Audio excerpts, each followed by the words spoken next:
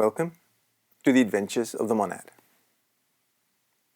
We discussed nature spirits in the last presentation. Time to get down to the nitty-gritty.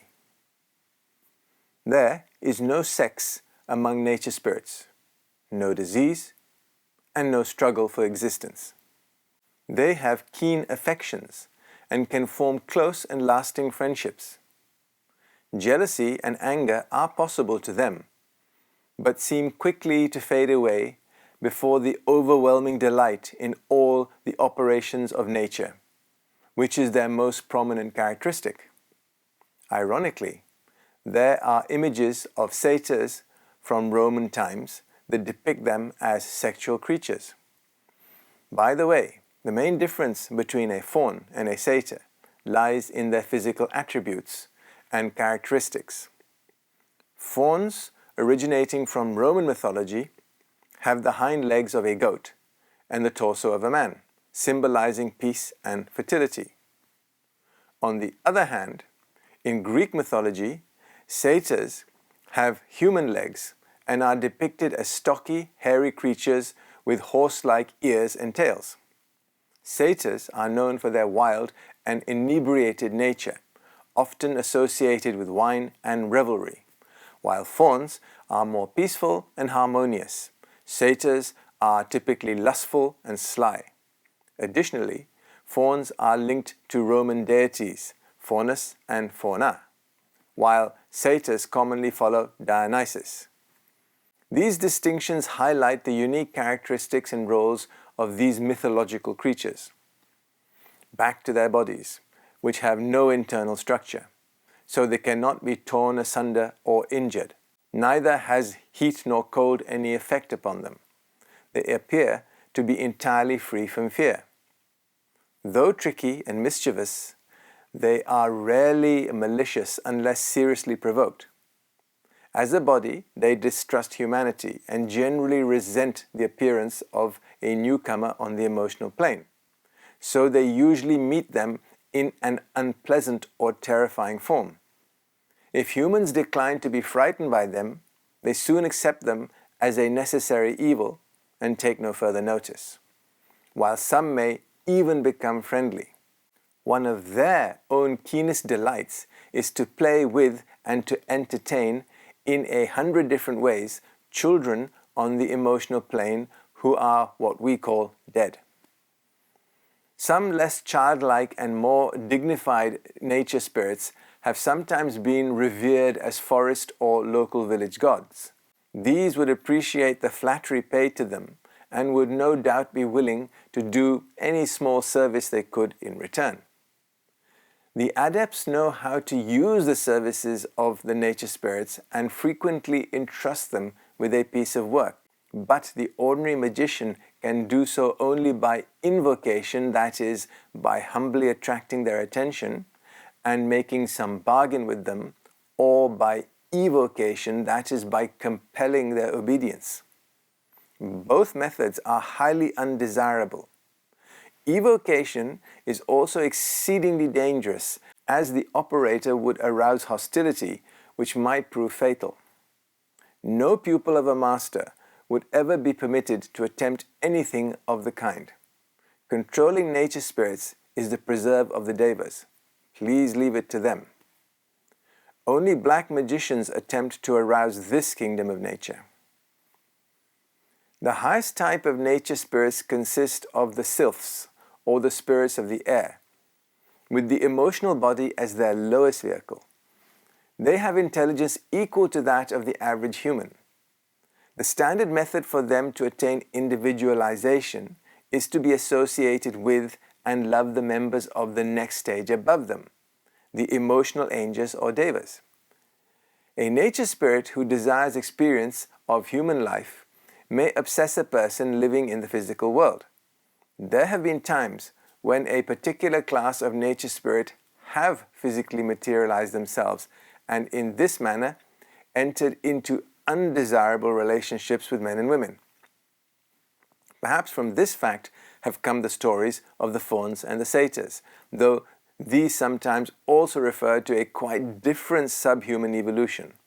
In passing, it is worth noting that although the kingdom of the nature spirits is radically dissimilar from the human, being without sex, fear, or the struggle for existence, the eventual result of its unfoldment is equal to that attained by humanity.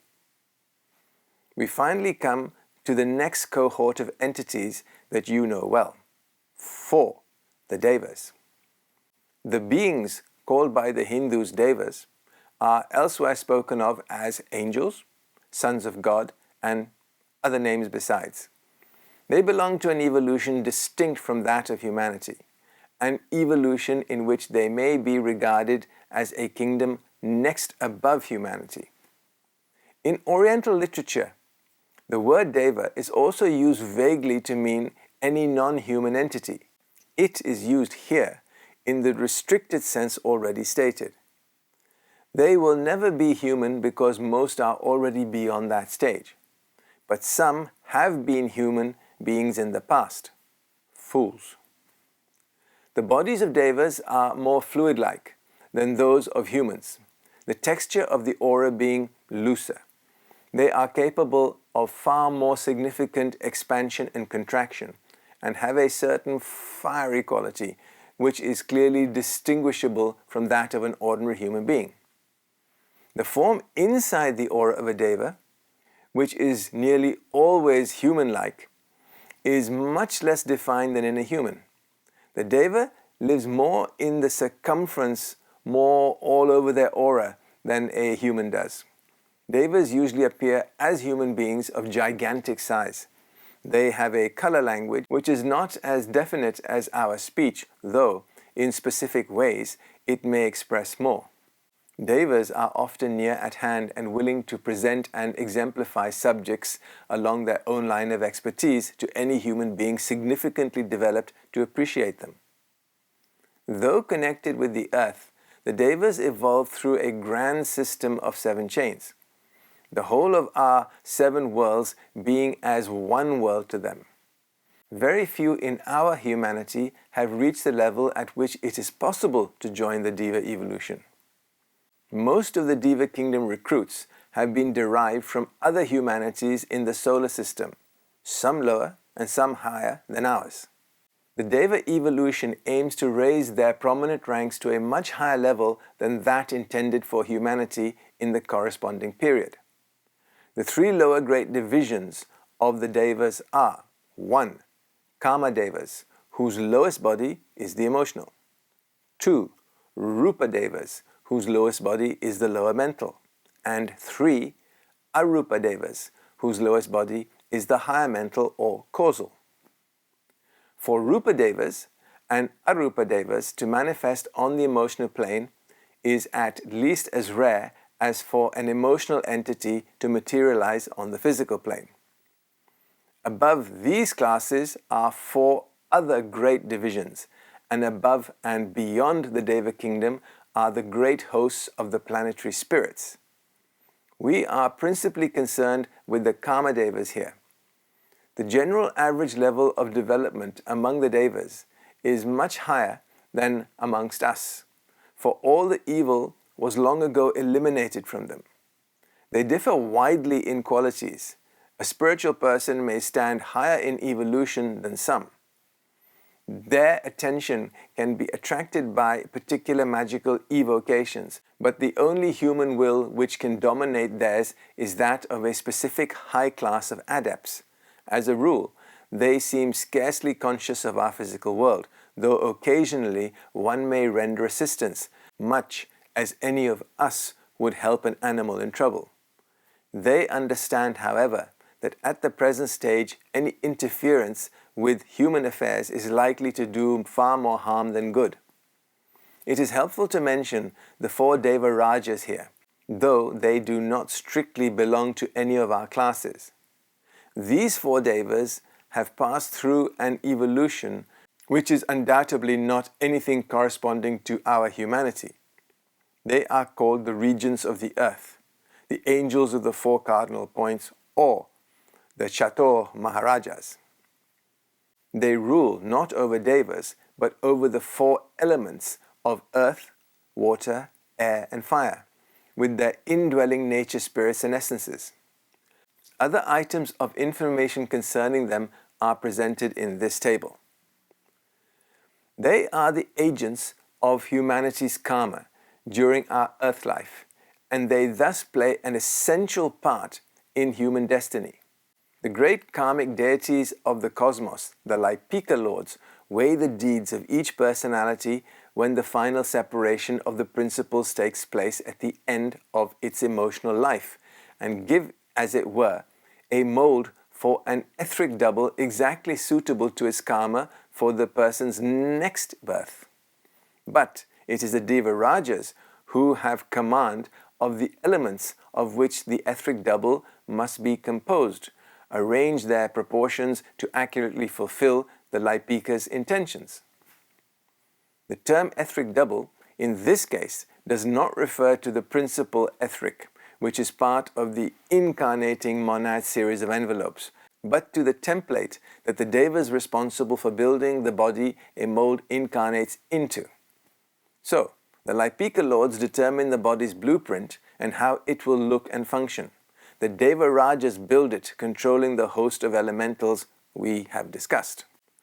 All through life, the Deva Rajas constantly counterbalance the changes introduced into a person's body and environment by that person's own free will and that of those around the person. In this manner, karma is accurately and justly worked out. They can take human material forms at will, and cases are recorded where they have done so. All the higher nature spirits and hosts of artificial elementals act as their agents in their stupendous work. But all the threads are in their own hands, and they assume the whole responsibility. They seldom manifest on the emotional plane, but they are certainly the most remarkable of its non-human inhabitants when they do. Why do we have 4 Deva Rajas instead of the usual 7 of everything we seem to have in our universe?